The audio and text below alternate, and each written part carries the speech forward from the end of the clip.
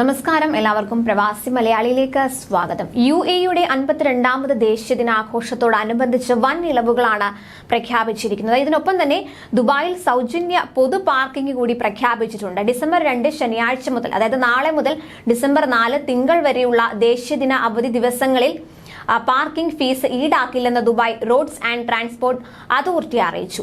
പൊതു പാർക്കിംഗ് കേന്ദ്രങ്ങളിൽ multi level ടെർമിനലുകൾ ഒഴികെയുള്ള എല്ലായിടത്തും സൗജന്യമായിരിക്കും. ഡിസംബർ 5 ചൊവ്വാഴ്ച പാർക്കിംഗ് താരിഫ് പഴയ രീതിയിൽ പുനരാരംഭിക്കും.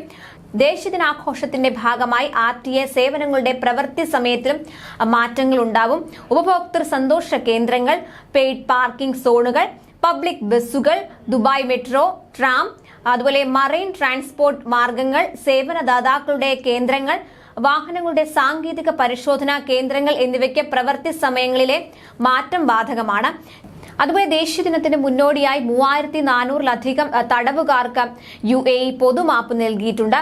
വിവിധ എമിറേറ്റുകളിലെ ഭരണാധികാരികളാണ് തടവുകാർക്ക് പൊതുമാപ്പ് നൽകിയത്.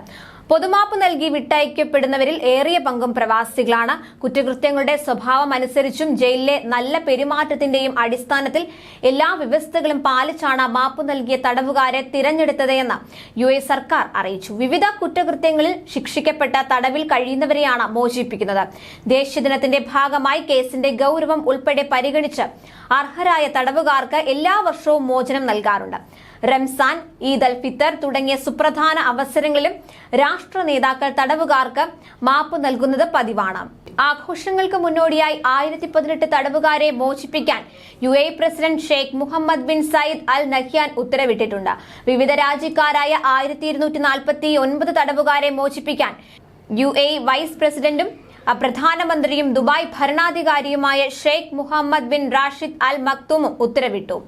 ദുർഗുണ പരിഹാര കേന്ദ്രത്തിൽ നിന്ന് 475 തടവുകാരെ മോചിപ്പിക്കാൻ സുപ്രീം കൌൺസിൽ അംഗവും ഷാർജ ഭരണാധികാരിയുമായ doctor Sheikh Sultan bin Mohammed Al ഖാസിമിയും ഉത്തരവ് പുറപ്പെടുവിച്ചിട്ടുണ്ട്.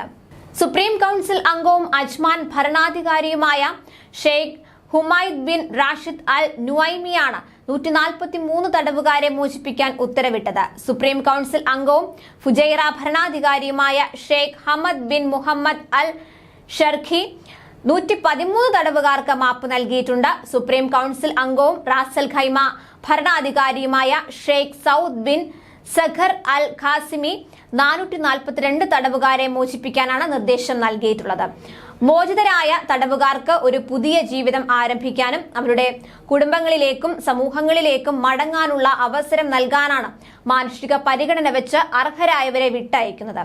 മാപ്പ് ലഭിച്ചവർ ഉടൻ തന്നെ ജയിൽ മോചിതരായേക്കും. എത്രയും വേഗം മോചനം സാധ്യമാകുന്നതിന് നടപടികൾ സ്വീകരിച്ചതായി ഭരണാധികാരികൾ വ്യക്തമാക്കിയിട്ടുണ്ട്. കൂടുതൽ പ്രവാസി വാർത്തകൾക്കായി ഈ ചാനൽ സബ്സ്ക്രൈബ് ചെയ്യുക.